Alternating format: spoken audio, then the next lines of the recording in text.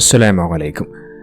നമുക്കറിയാം, മദീന പള്ളി, അള്ളാഹുവിൻ്റെ റസൂൽ കരീം സല്ലല്ലാഹു അലൈഹി വസല്ലമ തങ്ങൾ അന്തിയുറങ്ങുന്ന ആ മദീന പള്ളിയിൽ ജീവിതത്തിൽ ഒരു വട്ടമെങ്കിലും പോകാൻ ആഗ്രഹിക്കാത്ത ഒരു മുസ്ലിമും ഈ ഭൂമി ലോകത്തുണ്ടാവുകയില്ല. ഒരു സത്യവിശ്വാസി സംബന്ധിച്ചിടത്തോളം ഏറ്റവും വലിയൊരു ആഗ്രഹമായിരിക്കും അത്. ആ മദീന പള്ളി ഒന്ന് കാണാൻ, അവിടെ ചെന്നുകൊണ്ട് ആ മുത്തനബി തങ്ങളോടൊന്ന് സലാം ചൊല്ലാൻ, ആ റൗള ഷരീഫിൽ നിന്നുകൊണ്ട് നിസ്കരിക്കാൻ ആഗ്രഹിക്കാത്ത ഒരു മുസ്ലിമും ഈ ലോകത്തുണ്ടാവുകയില്ല. നമുക്കറിയാം, ഒരുപാട് ആളുകൾക്ക് ഒന്നിലധികം തവണ പോകാനുള്ള ഒരുപാട് ഭാഗ്യം അല്ലാഹു നൽകിയിട്ടുണ്ട്. ചിലർക്കാണെങ്കിൽ ഇതുവരെയും മദീന പള്ളിയിൽ പോകാനുള്ള ഭാഗ്യമുണ്ടായിട്ടില്ല.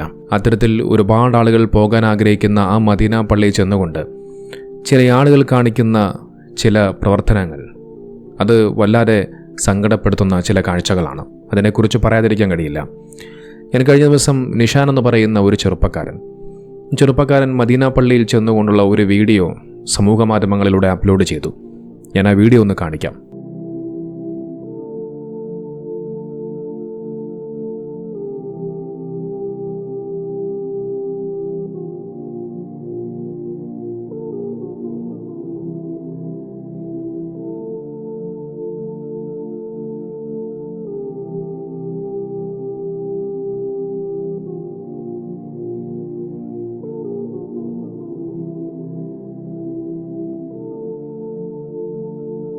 മദീന പള്ളിയിൽ ചെന്നുകൊണ്ട് ഒരുപാട് ആളുകൾ വീഡിയോസുകൾ എടുക്കുന്നുണ്ട്, ചിത്രങ്ങളൊക്കെ എടുക്കുന്നുണ്ട്, ഇല്ല എന്ന് പറയുന്നില്ല.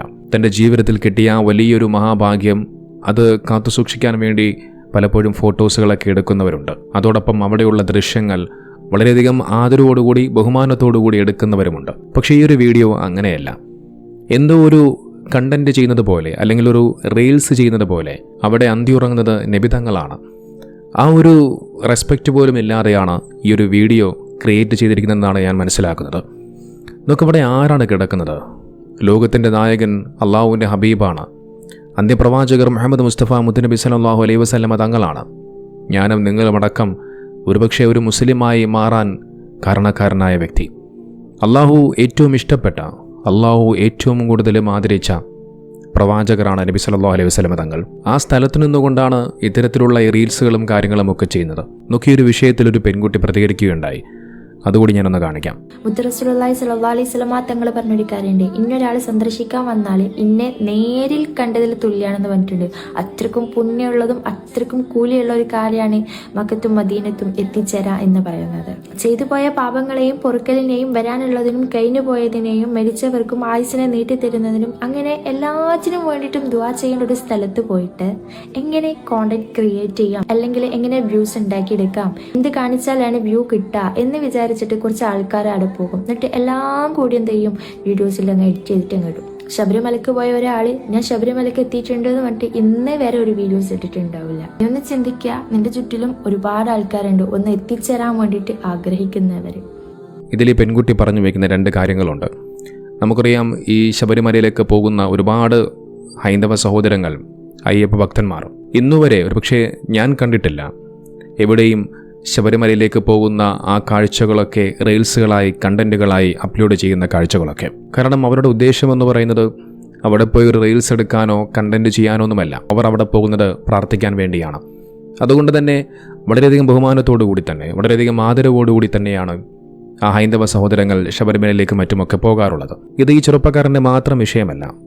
ഇന്ന് ഒരുപാട് ആളുകൾ ഇത്തരത്തിൽ മദീനത്തും മക്കത്തുമൊക്കെ ചെന്നുകൊണ്ട് അവിടെ റീൽസുകളും വീഡിയോസുകളും ഒക്കെ ഷൂട്ട് ചെയ്യുന്നൊരു പ്രവണത പലപ്പോഴായി കാണാറുണ്ട്. നിങ്ങളൊന്ന് ആലോചിക്കണം, എത്രയോ മുസ്ലിം സഹോദരങ്ങൾ ഇതുവരെയായിട്ടും ആ മദീന പള്ളി ഒന്ന് കാണാനുള്ള ഭാഗ്യം ഇതുവരെയും ഉണ്ടായിട്ടില്ല. ഒരുപക്ഷെ ഇത്തരം കാഴ്ചകളൊക്കെ കാണുമ്പോൾ ആ സഹോദരങ്ങളുടെ ഉള്ളു പിടയുന്നുണ്ടാവും. റബ്ബേ, നീ എനിക്കിതുവരെ മദീന പള്ളി ഒന്ന് കാണാനുള്ള ഭാഗ്യം തന്നില്ലല്ലോ റബ്ബേ എന്ന് ഒരുപക്ഷെ ഉള്ളു പിടഞ്ഞുകൊണ്ട് അവർ അള്ളാഹുവിനോട് തൻ്റെ പരാതികൾ പറയുന്നുണ്ടാകും. നോക്കൂ, അത്തരത്തിലൊരു ചെറുപ്പക്കാരൻ മദീന പള്ളിയിൽ ചെന്ന സമയത്ത് ആ മദീന പള്ളി കണ്ട സന്തോഷത്താൽ കുറേ കാര്യങ്ങളൊക്കെ പറഞ്ഞു വെക്കുന്നുണ്ട്. പടച്ചോൻ സഹായിച്ച ഒരുപാട് സ്ഥലങ്ങൾ, ഇന്ത്യയിലെ പല സ്ഥലങ്ങളിലും പോയിട്ടുണ്ട്. പിന്നെ ലോകത്ത് അങ്ങനെ വലിയ യാത്രകളൊന്നും ചെയ്തിട്ടില്ലെങ്കിലും എനിക്ക് ഉറപ്പുണ്ട്, ഞാനിനി എവിടെയൊക്കെ പോയാലും ഏതൊക്കെ രാജ്യത്ത് യാത്ര ചെയ്താലും എൻ്റെ മദീന പോലെ ആവില്ല. റസൂലിൻ്റെ ചാരത്ത് നിൽക്കുമ്പോൾ കിട്ടുന്ന ആ ഒരു സുഖമുണ്ടല്ലോ, ആ ഒരു പീസ് ഓഫ് മൈൻഡ്, അതിവിടെ വന്ന് തന്നെ അനുഭവിക്കണം. ലോകത്തിലുള്ള ഇസ്ലാം മത വിശ്വാസികൾ എല്ലാവരും എത്തിപ്പെടാൻ ആഗ്രഹിക്കുന്ന ഒരു സ്ഥലമാണ്. അതൊരു സംശയമില്ല ആ കാര്യത്തിൽ. ഒരു വിസ പോലും ഇല്ലാണ്ടാണ് ഞാൻ വീട്ടിൽ നിന്ന് ഇറങ്ങിയത്. മക്കയും മദീനയും കാണണമെന്ന ആഗ്രഹമായിട്ട് ഇറങ്ങി. റബ്ബ് എന്തായാലും എനിക്ക് ഒരു അനുഗ്രഹം നൽകി.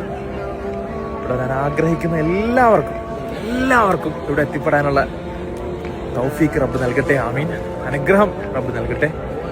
എന്തായാലും മാഷാ അല്ലാഹ് 2025 അവസാനമായപ്പോൾ എൻ്റെ ലൈഫിലെ ഏറ്റവും വൺ ഓഫ് ദി ബെസ്റ്റ് ഇയറാണ്.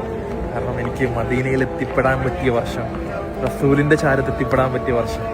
എൻ്റെ റസൂല് തൊട്ടടുത്ത പച്ചക്കുബ്ബ തൊട്ടടുത്തുണ്ട്.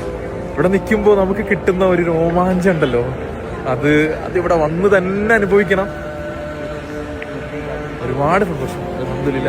അൽഹംദുലില്ലാ എന്നെ ഇവിടെ വരെ എത്താൻ സഹായിച്ച ഒരുപാട് ആൾക്കാരുണ്ട്. എല്ലാവർക്കും റബ്ബ് തക്കതായ പ്രതിഫലം നൽകട്ടെ. ഇതോടൊപ്പം നിങ്ങൾ മറ്റൊരു വീഡിയോ കണ്ടു നോക്കൂ. മദീന പള്ളിയിൽ ഇത് സോഷ്യൽ മീഡിയയിലൊക്കെ പ്രചരിക്കുന്നുണ്ട്. ഒരു ഉപ്പയും മകനും കൂടെ പരസ്പരം തമ്മിലടിക്കുകയാണ്. അതും എവിടെയാണെന്നല്ലേ? മദീന പള്ളിയുടെ ആ ഒരു പരിസരത്ത്. മദീന പള്ളിയുടെ പരിസരത്ത് വെച്ചുകൊണ്ട് ഉപ്പയും മകനും തമ്മിൽ പരസ്പരം തമ്മിലടിക്കുന്നു. നോക്കൂ, മദീനയിലും മക്കയിലും പോകുന്ന ഒരു മനുഷ്യൻ, ആ മനുഷ്യനെ സംബന്ധിച്ചിടത്തോളം അവൻ്റെ മനസ്സെന്ന് പറയുന്നത് എപ്പോഴും സന്തോഷത്താൽ ഭയഭക്തിയാൽ നിറഞ്ഞ ഒരു ഹൃദയമുള്ളവനായിരിക്കണം. അങ്ങനെ പോയതുകൊണ്ട് മാത്രമേ കാര്യമുള്ളൂ. അല്ലാതെ മനസ്സിൽ വെറുപ്പും വിദ്വേഷവും പകയും വെച്ച് കൊണ്ടുപോകുന്നതിൽ യാതൊരുവിധ അർത്ഥവുമില്ല. ഇവരാരാണ് എന്താണ് എന്നുള്ളതിനെക്കുറിച്ചൊന്നും യാതൊരു വ്യക്തതയുമില്ല. പക്ഷേ എന്ത് മോശമായ ഒരു പ്രവർത്തനമാണിത്. തൊട്ടടുത്ത് കിടക്കുന്നത് നബിതങ്ങളാണ് എന്നുള്ള ചിന്ത പോലും ഇല്ലാതെയാണ് ഇത്തരം ആളുകൾ ഇത്തരം കോപ്രായങ്ങളൊക്കെ കാണിച്ചു കൂട്ടുന്നത്. ഇതോടൊപ്പം ഒരു പൂജാരിയുടെ വീഡിയോ സോഷ്യൽ മീഡിയയിലൊക്കെ വലിയ രീതിയിൽ ചർച്ചയായി. അതിൽ ആ പൂജാരി ഇസ്ലാമിക മന്ത്രങ്ങളെക്കുറിച്ചും ഇസ്ലാമിക ബാധകൾ, മന്ത്രമൂർത്തികൾ, അങ്ങനെയൊക്കെ കുറേ കാര്യങ്ങളൊക്കെ പറഞ്ഞു വെക്കുന്നുണ്ട്. ഈ ചില ആളുകളുടെ വിചാരം എന്ന് പറഞ്ഞാൽ ഇസ്ലാമിക മാന്ത്രികങ്ങളെല്ലാം പൊട്ടിക്കാൻ ഭയങ്കര പാടാണെന്നാണ്. ഒരുതരം ഭയത്തോടു കൂടിയാണ് അവരൊക്കെ പറയുന്നത് ഇസ്ലാമിക മാന്ത്രികമാണ് ചെയ്തിരിക്കുന്നത്. എന്നാൽ മാന്ത്രിക കർമ്മങ്ങളിൽ ഏറ്റവും എളുപ്പം പൊട്ടിക്കാൻ സാധിക്കുന്ന സാധനം ഇസ്ലാമിക മാന്ത്രികമാണ്.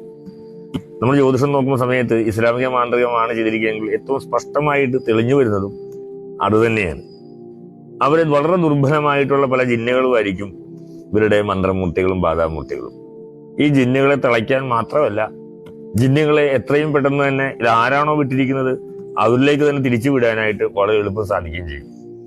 ഹൈന്ദവ മൂർത്തികളെ തളയ്ക്കുന്നതും ബന്ധിപ്പിക്കുന്നതിനേക്കാൾ നിഷ്പ്രയാസം ചെയ്യാവുന്ന ഒന്ന് ഇസ്ലാമിക മാന്ത്രിക കർമ്മത്തിന്റെ തടയിടുകയും ബന്ധിപ്പിക്കുകയും തിരികെ അഴയ്ക്കുകയൊക്കെ ചെയ്യുന്നതാണ്.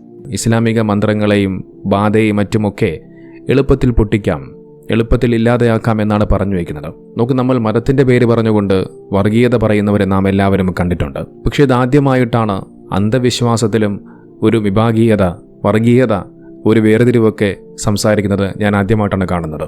ഈ വീഡിയോയ്ക്ക് താഴെ വന്ന കുറേ കമൻറ്റുകൾ വളരെയധികം രസകരമായ കമൻറ്റുകളായിരുന്നു. ഇപ്പോൾ നമ്മൾ പലതരം ജിഹാദുകൾ കേട്ടിട്ടുണ്ട്. ലവ് ജിഹാദ്, നാർക്കോട്ടിക് ജിഹാദ്, അങ്ങനെ പല ജിഹാദുകൾ. ഇതിനകത്ത് പല ആളുകളും ഇട്ടിരുന്ന കമൻറ്റ് മന്ത്രവാദ ജിഹാദ്, അങ്ങനെയുള്ള അന്ധവിശ്വാസ ജിഹാദ്, അങ്ങനെയുള്ള കുറേ ജിഹാദുകളുടെ പേരായിരുന്നു. സിഹ്ർ ചെയ്യുന്നവരെക്കുറിച്ച് ഹദീസുകളിലൂടെ നബി സല്ലല്ലാഹു അലൈഹി വസല്ലം തങ്ങൾ ഒരുപാട് കാര്യങ്ങൾ പറഞ്ഞു വെക്കുന്നുണ്ട്. അവൻ ഇഹലോകത്തും പരലോകത്തും ഒരിക്കലും രക്ഷപ്പെടുകയില്ല എന്നുള്ളത് ആ ഹദീസുകളിലൂടെ നമുക്ക് മനസ്സിലാക്കാൻ സാധിക്കും. ഇതിൽ ഈ പൂജാരി പറയുന്നത് പോലെ ഇസ്ലാമിൽ അങ്ങനെ മന്ത്രമൂർത്തികളോ ബാധമൂർത്തികളോ അങ്ങനെ ഒന്നും തന്നെയില്ല. ആകെയുള്ളത് ജിന്നുകളുണ്ട്. ജിന്നുകളെക്കുറിച്ച് പറയുന്നുണ്ട്. അതിൽ നല്ല ജിന്നുകളുണ്ട്, ചീത്ത ജിന്നുകളുമുണ്ട്. മനുഷ്യന്മാരെ പോലെ തന്നെയാണ്. അല്ലാതെ ഈ പറയപ്പെടുന്ന തരത്തിലുള്ള ഒരു കാര്യവും ഇസ്ലാമിലില്ല. ഏതായാലും അല്ലാഹു സുബ്ഹാനഹു വ തആല നമ്മെ എല്ലാവരെയും കാത്തുരക്ഷിക്കട്ടെ. ഇതുപോലെയുള്ള സിഹ്റിൽ നിന്നും അല്ലാഹു നമ്മെ എല്ലാവരെയും കാക്കുമാറാകട്ടെ.